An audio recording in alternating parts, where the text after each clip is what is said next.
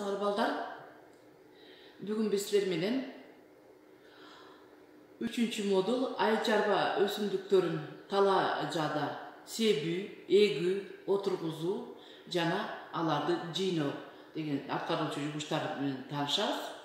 Bugünkü sabagыбыздын teması 3. modulдун 3. sabagı sebü, oturguzu, jer semирткичтерди чачуу. Sabактын maksatı sebü, oturguzu, jer semирткичтерди чачуу ыкмаларын окуучуларга түшүндүрөбүз. Анан дагы маалымат алабыз. Теориялык алган билимдерибизди балдар практикада айкалыштырууда эске сактоо, логикалык ойлообузду өстүрөбүз. Анан дайыма эсибизден чыгарбашыбыз керек. Аткарып жаткан жумушубузду аягына чыгарып, жумуш бүткөндөн кийин жумушчу ордубузду жыйнап, керектүү техникаларды ордуна алып барып жууп тазалап коюп, анан кесиптик кийимиңерди алмаштырганды эч качан унутпашыңар керек. Өзгөчө өмүргө коопсуздук келүүчү эрежелердин техникасын балдар, бүгүн биздин сабакта жогоруда айтып кеткендей, айчарба өсүмдүктөрдүн талаага себүү, отургузуу жана жер семирткичтерди чачуу боюнча тандап алган темабыз картошка отургузуу. Картошка отургузуу деген эмне? Картошканы тийгүүдө балдар, биз жер семирткичтерди эң биринчи чачып алабыз. Ага чейин биз биринчи картошка тигиш үчүн жерди тандайбыз. Жерди тандап алып, жердин үстүндөгү коопсуздук келтирүүчү таштарды, мусорлорду, айнектерди, темирлердин баардыгын жыйнап алабыз. Андан кийин жердин өлчөп канчалык сотукта отургузабызбы, же болбосо гектарда отургузабызбы, ошондой жерлерин сөзсүз түрдө биз силер менен өлчөп, анан керектүү белгилерди коебуз. Андан кийин тракторду алып келип, тракторист машинист менен сүйлөшүп, айдап берүү үчүн сүйлөшөбүз. Анан картошка тигүүчү жерди тандагандан кийин, анан биз аларды жогорудагыдай жумуштар менен аткарабыз. Эң биринчи картошка тигүүдө жерди айдоодо сөзсүз жер семирткичтер чачылууга тийиш. Аларды чачуунун дозасы өстүргүчтүн шартына жараша 100дөн 50 килограмм гага чейин болот. Жер семирткичтерди катарларга 8ден 10 сантиметр кенендиги, бир сапка көмүлгөн картошкадан 2-3 сантиметрге тереңирээк чачышат. Жер семирткичтер белгиленген дозадан 10 миллиметрден ашпаган чекте болууга тийиш. Балдар, мына өзүңөр көрүп тургандай, могу жерде тала тандалып алынып, даяр уже картошканы көмгөнгө даяр болгон картина. Картошканы көмүп жатканда биз сөзсүз түрдө картошканы сорттойбуз. Анан 5-6 күнгө картошканы караңгы нымдуу жерге коюп коебуз. Дагы картошка уже отургузганга даяр болгондой мондай уруктардын немеси сабы чыкканда, анан биз алып барып картошка даяр болгон жерге картошканы түз тегиз эгиш үчүн атайын жиптерди тартабыз. Дагы анан арасын мындай 10 сантиметр аралыкта bir kartoşka менен экинчи картошканын ортосун 70 сантиметрден 90 сантиметрге чейин аралыкта картошканы көмүп баштайбыз. Картошканы иштетердин алдында, картошканы отургузардын алдында биз сөзсүз түрдө унутпастан агрегаттарды түзүү иштерин жүргүзөбүз. Картошка тиккичтерди дөңгөлөктү МТЗ 80 тибиндеги жана гусеницалык ДТ 75М тракторлору менен агрегатташат. Топурагы кумдун жана өтө нымдуу жерлерде тракторду жетелөөчү дөңгөлөктөрү көп тыгылгандыкты, кесепетинен картошканын бир калыптагы тереңдикке көп кетүү мүмкүн эмес. Мындай үчөдө эмне кылышыбыз керек? Мындай үчөдө SN4B тиккичтер, PGT1 аспабы бар DT75M тракторлору менен агрегатташабыз. 3-класстагы тракторлорду жакшылап жүктөөгө, алардын жалпы сыйымдуулугу 1100 kilogram болгон 3 bunкери бар. Bir kila öndürüldüğü yarım aspa SKA-6 kartoşka tikkisi менен agregatlaştırууга hareket kılabız. Bu kартинада өзүңөр көрүп тургандай, эгерде айчаба техникалары жок болуп калган убакта, жерде айдалгандан кийин кол менен дагы, момундай кылып кол менен дагы отургузушу керек. Отургузуп аткан убакта жана жогоруда мен айтып кеткен эрежени толугу менен сакташыбыз керек. Картошканы отургузуп, жерге канча сантиметрде ярымдан куюларын мына очеректе көрүп турасыздар. Балдар, биз менен азыр могу өзүңөр көрүп турган таблицадан картошка тиккич агрегаттарынын составы жөнүндө үйрөнөбүз. Тракторлор кайсылар керек картошка тигүү малында? Тракторлор МТЗ-80, ЮМЗ-36L, ДТ-75, МТЗ-82, МТЗ-80, ЮМЗ-6L. Картошка тиккич агрегаттар SL4B1, SM4B2, SM4B1, SM4B2, SKM6, анан ТСМ90 и САЯ4. Кеңдиги катар аралыгын алууда 0,70 аягына чейин кайра 0,70 чейинки аралыктарды агрегаттар иштеп калышат. Жол белгилөөчү ылдамдык километр саатына картошканы тигип жатканда 6,13 чейин, анан же болбосо 7,0 чейин ылдамдыкты колдонушубуз керек.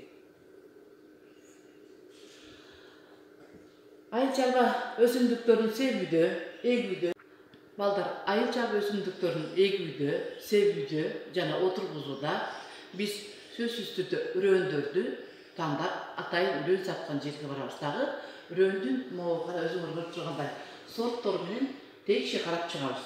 Анан ага атайын специалисттер алып келип, тандатып алабыз. Анткени биз эмнелерди колдонушубуз керек, кандай жерсемдиктерди, кандай үрөөндөрдү себүүнү пландаштырганда сөзсүз түрдө атайын адистерден кеңеш алышыбыз керек.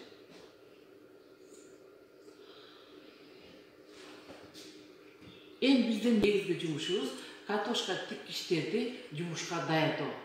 Картошка тиккичтерди жумушка даярдоо, аларды тракторго асканда кийинишке даярдашат. 4 катарлуу машиналарды гусеницалоо тракторлор менен агрегатташтыруу үчүн жогорулаткыч кыргыныч дейинде картошка тиккенге коюп, аны камык жана палец менен бекитишет. Андан башка бириктирүүчү түзүлүштүн өтмө бутулкаларын бекитишет. Крандык балды кол менен айландырып, картошка тиккич аппараттын иштешин текшеришет.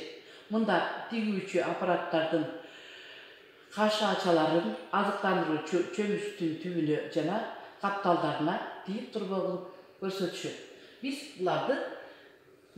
мына жогоруда айтылып кеткендерди практикалык жүзүндө барып көрөбүз.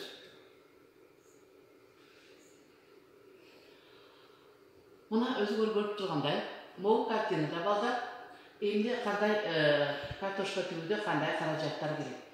Талаада иштетүүчү техникалардан сырткары бизге уруу өсүп чыккан эгүүгө даяр болгон картошканын сүрөттөрү, анан лопата, атайын түз тийиш тартылуучу жип, анан мына өзүңөр көрүп тургандай туура отургузган картошканын элеси.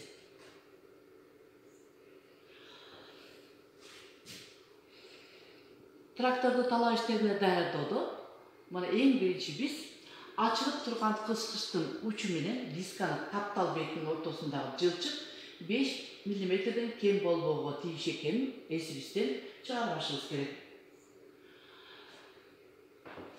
Картошка эгүүдөгү эң биздин биринчи дагы көңүл кое турган ишибиз сочниктерди жөнгө салуу үчүн төмөндөгүдөй жумуштарды аткарабыз.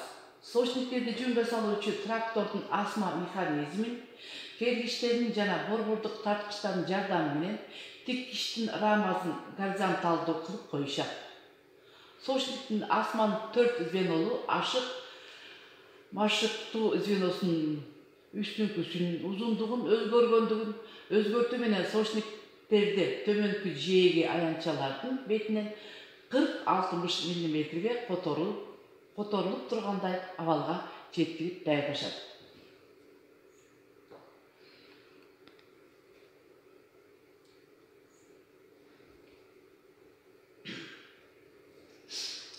Эң негизгиси картошка тикиштин таяныч дөңгөлөктөрүнүн сошниктеринин асмасын вертикалы боюнча ченегенде тарткычтардын артты учтары 400-дөн 410 мм болгудай кылып даярдайбыз. Ал эми сузуп алуучу аппаратты тигирүүчү картошканын өлчөмүнө жараша жөнгө салышат. Массасы 30-дан 50 граммга чейин картошкаларды, ал эми 10-дон 12 мм чейин массасы 80-ден 100-ге чейин болсо 16 мм чейин жалпылап коюшат.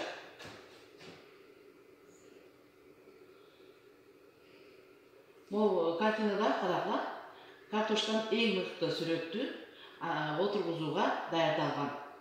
Бул уже картошка жерге көмгөндөн кийин тез урук алып өсүп кеткенге жакшы өстүп даярдаган картошканын уругу.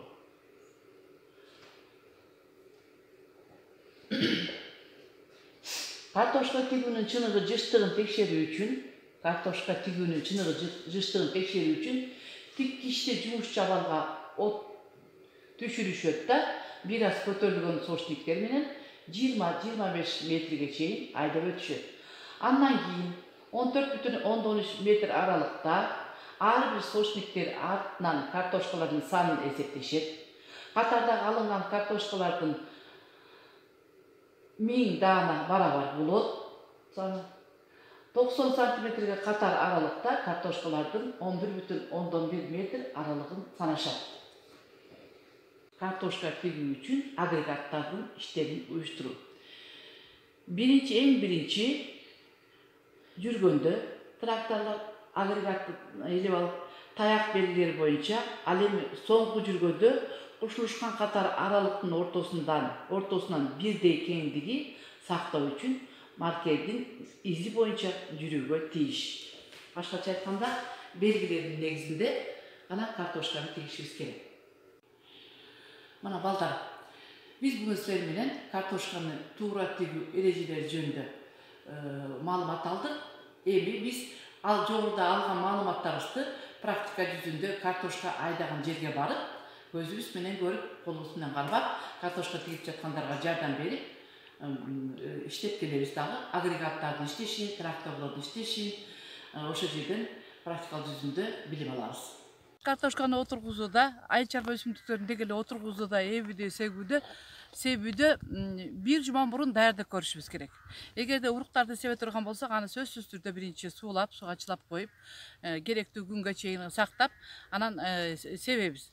Ал эми картошканы болсо бир жумага чейин нымдуу жерге, караңгы жерге үстүн жаап койсо, мына картошканын момундай өнүп чыккан эмелери башталганда гана бул картошканы отургузууга даяр деген белги. Анан биз алып келип картошканы отургузабыз. Картошканы отургузуп жатканда картошканын ортосундагы арыкчалардын ортосу 70-ден 90 сантиметрге чейин болуш керек. Мына 70-ден 90 сантиметрге чейин болуш керек. Ал эми агаттын тереңдиги 8 сантиметрден 15 сантиметрге чейин аралыкта терең болуш керек. Ал эми бир картошка менен экинчи картошканын аралыгы 10 сантиметрге чейин болуш керек. Анан биз картошканы эге баштайбыз. Картошканы эгердин алдында биз аны сорттошубуз керек. Сорттоп, отургузууга жарактуу гана картошкаларды биз отургузушубуз керек. Картошканы үрөөнү тандаш керек. Союз маалда жумурткадай болгон стандарт болуп селка менен эгилген. Азыр ручной болуп атат, ошон үчүн аркылуу болуп атат. Картошканы эккенде, эккен уругуң эгерде чирип кеткен болсо, ошол картошка жакшы болот. Эгерде чирибей калган болсо, ал картошка жакшы болбойт. Ошондой методдору бар. Анан картошканы эгерден алдын эч болбогондо маргон сопка менен бир жууп койсо, ошол жакшы болот. Себеби бундагы оорулар болгон болсо жоголот. Картошканы ар кыл кылып эксе болот. Себеби могунун арыгына чириген кыктан салып туруп эксе дагы болот, жер семирткич кылып туруп. Болбосо буну картошка чыккандан кийин арыгына салып туруп культиватор жүргүзөсүң. Культиватор жүргөндөн кийин ол неме аралашып кетет дагы кык. Кийин суу койгонуңда жакшы таасир берет. Бу органикалык кылам десең кыктан кыласың. Эде химикат кылатын болсоң селитра бересиң. Селитранын дагы амофозу бар, фосфорусу бар, ошолорду эгип атканда кошо эгип кетсең, ошол жерди семиртип неме кылып ачытып турат. Суу койгон сайын астынан ачытып турат. Берки азот менен карбамидти чыккандан кийин бересиң. Олар болсо жөн эле бойлорун өстүрө турган немелер. Жердин основной жерди ачыта турган ошол мочовина, амофоз, ошого окшогон дарылар. Ону ошол урукту эгип атканда кошо салып кетсең дагы болот. Балдар, силерге азыр мына жерди даярдоонун ыкмаларын айтып берем. Мына жерге азыр биз капуста эге турган болуп атабыз. Капустага жер даярдап атабыз. Мына азыр бул трактор менен алынган агаттар. Ошо биз мына урушнойдагы баягы трактор ала албайган жерди мына урушной даярдап атабыз. Мындай илгери ата-бабаларыбыз колдонуп келген мындай ыкмаларды. Мына ушул балдар.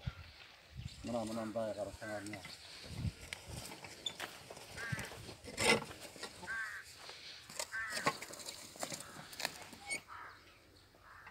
Мына ушундай ыкмалар менен жерди оңой даярдап алса болот. Рахмат көңүл бурганыңарга балдар. Мы сегодня здесь, получается, спахали обработку земли. Спахали, потом прошли с фрезером. После фрезера прошли пушком. Пушок, то есть трехкорпусным пушком. И получились у нас вот такие вот рядки. Саламатсыздарбы балдар. Мына биз перец жана помидор отургузмакчыбыз. И ошолорго азыр капельный орошениени жасап атканбыз. Мына бул кара турбаны главный турбага кетирем дагы. Капельный орошение жасайм. Мына биз барып силер менен талаада картошканын тигилишин көрүп, угуп келдик. Эми следующийге үйгө бышыктоо үчүн берилген тапшырмалар. Биринчи суроо. Картошка тигүү иштерин уюштурууда аткарылуучу жумуштар кайсылар? Экинчи суроо. Сошниктерди жөнгө салуу үчүн кандай жумуштар аткарылат? Үчүнчү. Картошка тиккичти жумушка кантип даярдоо керек? Картошка тигүүчү агрегаттардын ишин уюштуруу негизинен кандай уюштурулат? Мына балдар, бүгүн биз силер менен айыл-чарба жумуштарын өстүрүүдө, же болбосо себүүдө, эгүүдө, тигүүдө, мондай картошка эгүү жөнүндө маалымат алдык.